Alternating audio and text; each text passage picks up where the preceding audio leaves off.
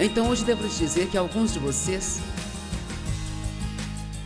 já ficaram bastante tempo no mesmo lugar. Você já está rodeando a mesma montanha há muito tempo. Está na hora de você ir em frente.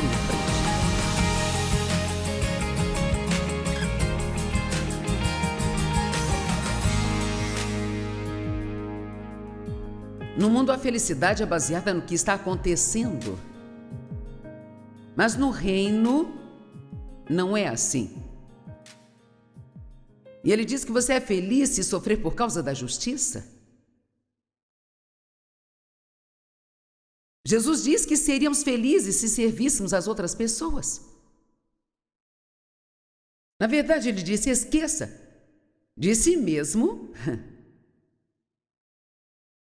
Uau! Tire o foco de si, de todos os seus próprios interesses e sirva aos outros. Mas o mundo diz que só seremos felizes se todo mundo nos servir.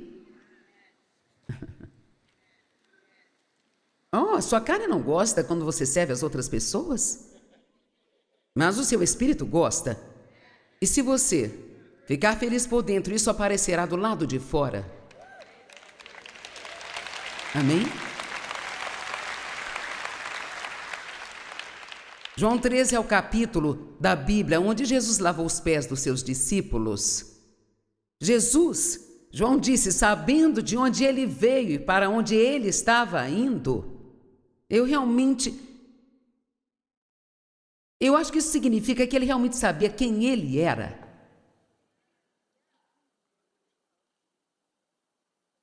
É tão maravilhoso quando você não precisa provar nada. É tão maravilhoso quando você não precisa mais tentar impressionar ninguém, sabe? Quando você sabe quem você é e de quem você é, de onde você veio e para onde você está indo, então você não precisa se preocupar se alguém não gosta de você ou não quer que você vá naquela festa ou seja lá o que for. E diz que ele tirou as suas vestes, o que significa que ele se despiu de quem ele realmente era para aquele momento e vestiu as vestes de um servo. Ajoelhou e lavou os pés dos seus discípulos. E quando ele chegou em Pedro, Pedro disse, não, Senhor, você nunca deveria lavar os meus pés. E eu amo o que Jesus disse. E, cara, precisamos entender isso. Ele disse, se eu não lavar os seus pés, então você não tem parte comigo. Agora ouça, sabe o que isso significa? Nós não temos um relacionamento real se não estivermos fazendo coisas uns pelos outros. Se não estivermos servindo uns aos outros e ajudando uns aos outros. Servir outras pessoas não é algo depreciativo, é uma coisa ótima. Jesus disse, o maior de todos é o servo de todos. Este é provavelmente o sermão mais famoso, chamado Sermão da Montanha. Eu vou ler isso para você e ele é realmente lindo. Eu vou dizer o que acho que cada parte significa. Bem-aventurados os pobres de espírito, porque deles é o reino dos céus. Creio que esses são os humildes. E a humildade é a mais difícil de todas as virtudes a serem alcançadas e mantidas. É a mais difícil.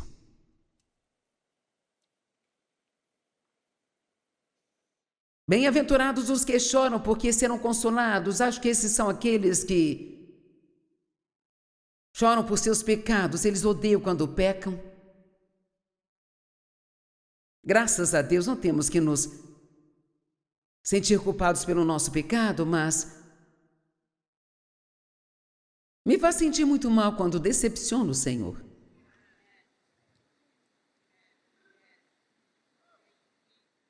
Bem-aventurados os mansos, porque eles herdarão a terra. Uma pessoa mansa não é uma pessoa fraca. É uma pessoa que realmente tem muita força, mas pode mantê-la sob controle. Uma pessoa mansa é alguém que poderia fazer alguma coisa, mas ela está disposta a esperar em Deus. Eu vou dar um exemplo. Quando Jesus estava no jardim, os soldados entraram e Pedro imediatamente pegou sua espada e cortou uma das orelhas do soldado. Ele achou que ele estava protegendo Jesus e Jesus colocou a orelha do cara no lugar e disse: você não sabe que eu poderia chamar 12 legiões de anjos, mas se eu fizesse isso, como a palavra do Pai seria cumprida? Em outras palavras, eu não tenho que fazer isso. Eu não preciso deixar que essas pessoas me tratem assim. Não preciso ir para a cruz. Mas ele era manso e foi capaz de ficar debaixo da poderosa mão de Deus e deixá-lo fazer o que ele queria, da maneira que ele queria fazer. Quando alguém te machuca, você é manso o suficiente para perdoar e esperar em Deus para lidar com a situação, ou você apenas sai xingando por aí? Deus me livre, se eu não fizer nada, eles vão pensar que podem me tratar desse jeito quando eles quiserem, sabe? Nós somos realmente mansos o bastante para dizer: eu poderia fazer isso, mas sei que o Pai não quer que eu faça.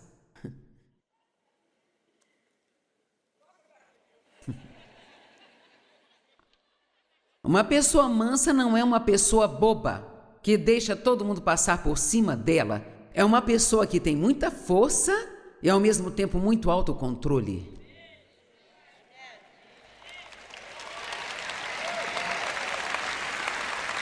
Quando Deus chamou Moisés, a Bíblia diz que ele era o homem mais manso da face da terra.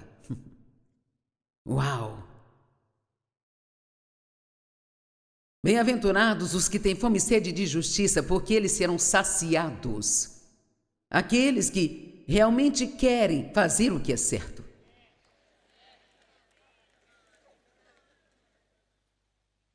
Bem-aventurados os misericordiosos, porque alcançarão misericórdia.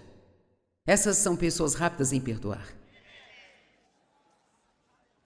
Não fique bravo com as pessoas. Você só está machucando a si mesmo. O perdão não é para outra pessoa, na verdade é para você.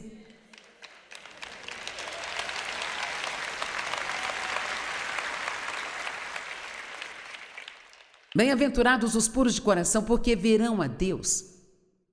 Os puros de coração são aqueles que acreditam no melhor de todos. Eles acreditam no melhor em todas as situações. Eu costumava ser uma pessoa muito desconfiada e eu tomei a decisão de que eu não iria mais desconfiar de ninguém. E alguém me disse outro dia: você está confiando demais. Às vezes, quando você é assim, você se machuca, mas eu não vou sair por aí pensando o pior de todo mundo. Eu não vou fazer isso.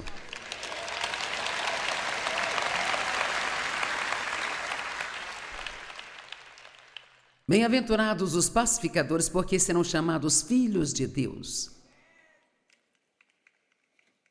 Acho que um pacificador na verdade, muitas coisas, mas uma das coisas, ela é uma pessoa que está disposta a dizer: eu sinto muito primeiro, achando que a culpa é sua ou não é, e fazer o que for preciso para trazer paz à situação. Bem-aventurados os que são perseguidos por causa da justiça, porque deles é o reino dos céus. Bem-aventurados são vocês quando as pessoas os insultarem e perseguirem, falsamente disserem todo mal contra vocês por minha causa. Alegrem-se e regozijem-se, porque é grande a sua recompensa no céu. Pois da mesma forma perseguiram os profetas que vieram antes de vocês. Esse é o chamado sermão das bem-aventuranças. Eu chamo isso de ter as atitudes de ser do jeito que Deus quer que sejamos. Agora,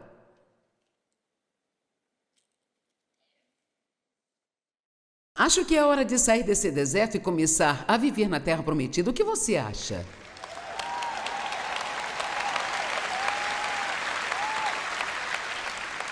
Agora, sabe, eu já ia à igreja há muitos anos, mas foi lá pelos anos 70 quando comecei a ir à igreja e havia uma unção real ao simplesmente ouvir a palavra de Deus, sabe?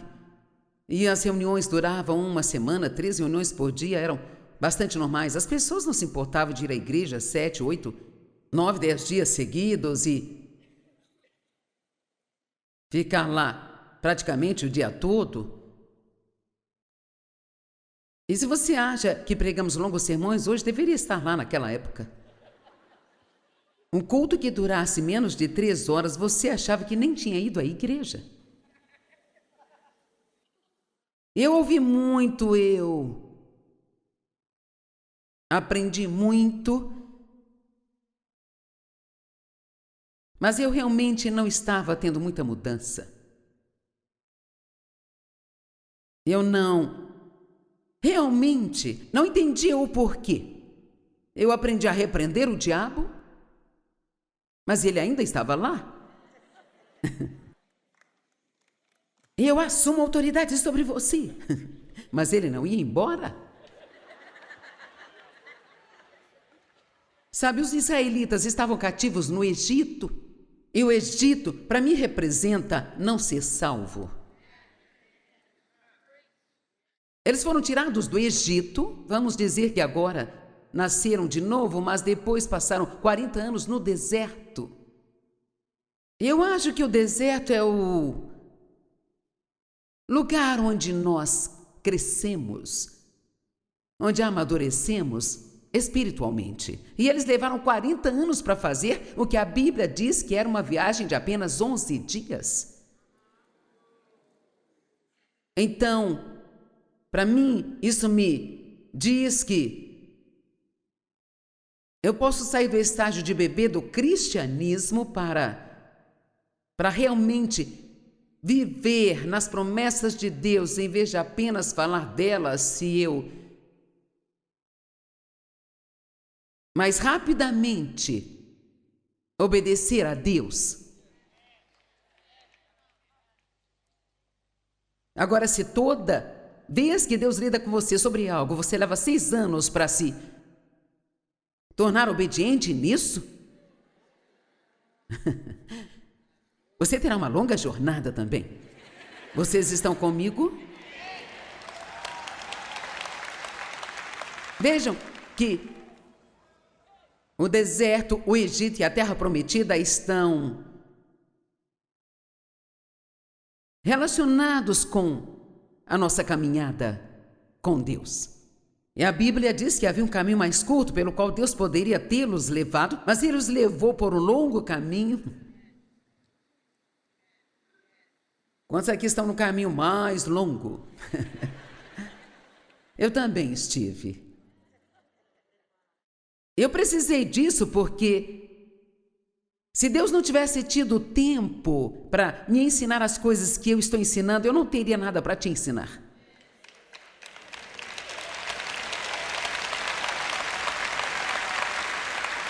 Sabe, quando Deus tomou posse de mim, eu estava uma tremenda bagunça. E sim, eu comecei a ensinar a Bíblia usando shorts curtinhos, fumando cigarro atrás do outro.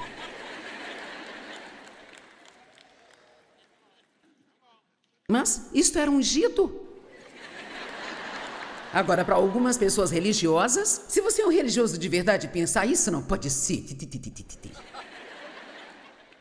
Mas veja, Deus vê meu coração.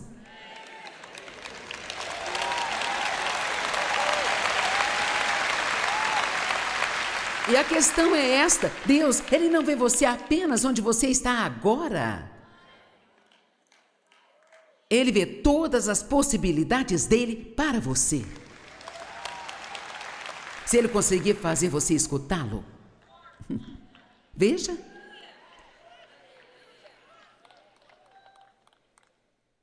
E diz que Ele os levou pelo caminho longo e difícil, porque eles não estavam prontos para a guerra, o que é uma declaração muito interessante. Mas então veja, quando eles foram para a Terra Prometida, foi diferente do que podemos pensar. Para possuir a terra, a palavra possuir significa que você tem que primeiro desapropriar os ocupantes atuais. Então, Deus lhes deu a terra, mas havia inimigos adoradores de ídolos, com os quais Deus lhes disse que eles tinham que guerrear. Você acha que o diabo te incomoda no deserto? Espere até chegar à terra prometida.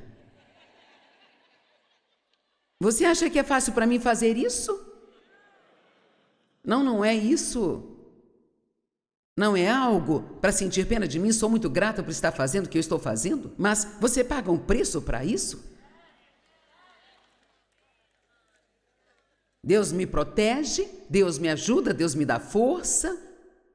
Mas quer saber, você tem que se agarrar à videira. Amém? Porque não consigo pregar essas coisas sem ser testadas nelas, sabe? Eu escuto meu próprio programa às vezes, porque isso me ajuda, sabia?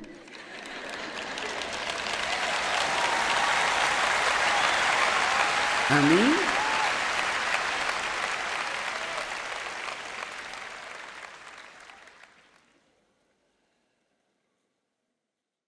Em Deuteronômio 1:6,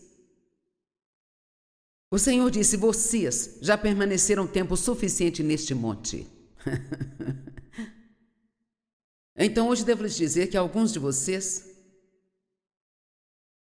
já ficaram bastante tempo no mesmo lugar.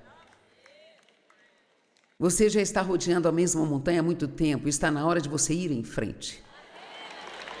Amém? Vamos lá?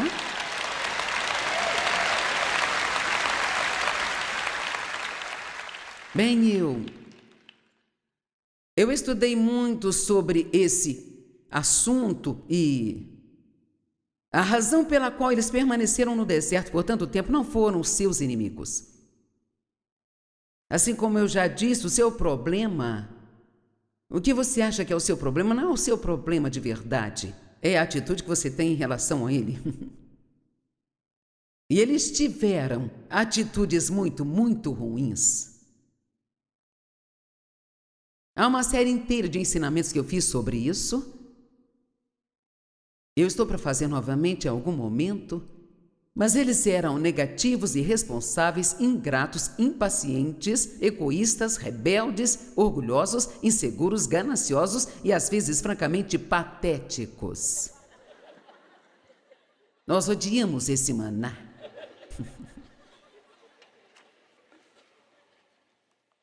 E você pensa, se eu pudesse ter um milagre. Se eu pudesse simplesmente ter um milagre, então eu poderia acreditar. Bem, Jesus disse, bem-aventurados os que não viram e creram.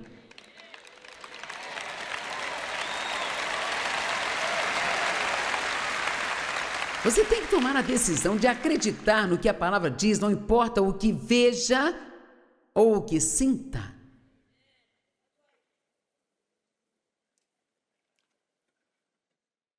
Teve 2 homens do grupo original que entraram na Terra Prometida.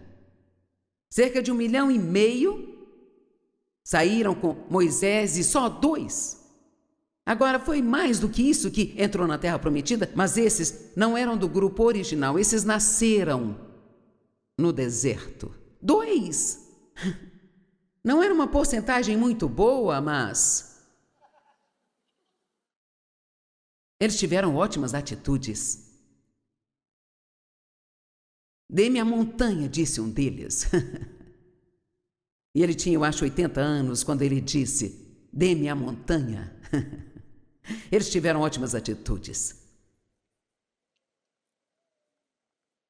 A rebelião é um problema real.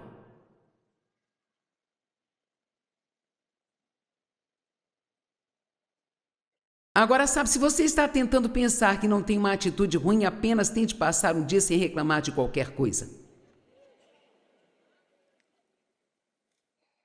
Nossa atitude é o profeta do nosso futuro. Eu gosto disso. É a nossa melhor amiga ou a nossa pior inimiga. Veja, se você tem uma boa atitude, pode simplesmente se divertir sozinho.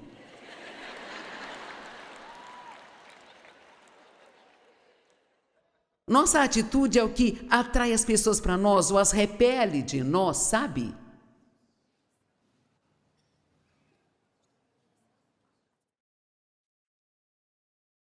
Ou fracasso. Faça hoje a sua escolha. Realmente creio que algumas pessoas aqui hoje precisam fazer algumas escolhas. Regra número 1, mantenha a atitude certa quando as coisas ficarem difíceis. Todos podem ter uma boa atitude quando as coisas estão fluindo. Regra número 2, entenda que o momento ruim não vai durar para sempre. Número 3, isso é importante, não tome grandes decisões durante as tempestades em sua vida. Bem, na verdade, eu não acho que seja bom tomar grandes decisões quando as suas emoções estão em alta ou quando estão em baixa. Porque quando você está todo animado, você acha que pode fazer qualquer coisa e você quer fazer tudo, sabe? E cara, depois que as emoções se vão, você não quer fazer nada. Regra número 4, fique em contato com a torre de controle que é Deus. Regra número 5, tente o seu melhor para manter as coisas em perspectiva. Se você achou difícil dormir esta noite, lembre-se do morador de rua que não tem cama para se deitar. Se você se encontrar preso no trânsito, não fique chateado. Existem pessoas neste mundo para quem dirigir um carro seria um privilégio incrível. Se tiver um dia ruim no trabalho, pense no homem que está desempregado há 3 meses. Se você se desesperar com um relacionamento que é um pouco problemático, pense naquela pessoa que nunca soube o que é amar ou ser amada. Se você ficar triste porque seu chefe negou aquele pedido para trabalhar 4 dias por semana e ter um fim de semana de 3 dias, pense nas mulheres que trabalham 12 horas por dia, 7 dias na semana, por $10 por semana, para alimentar sua família em um país de terceiro mundo. Elas ganham $1 por dia e trabalham 12, 16 horas. Se o seu carro quebrar te deixando a 1 quilômetro de qualquer assistência, pense no paraplégico que adoraria ter a oportunidade de fazer essa caminhada. Se você notar um novo cabelo branco no espelho, pense no paciente com câncer em quimioterapia que queria ter algum cabelo para examinar. Se você se sentir desanimado porque não pode decidir qual é o chamado da sua vida, agradeça, tem aqueles que não viveram o suficiente para ter a oportunidade de sequer pensar sobre isso. E eu amo este aqui.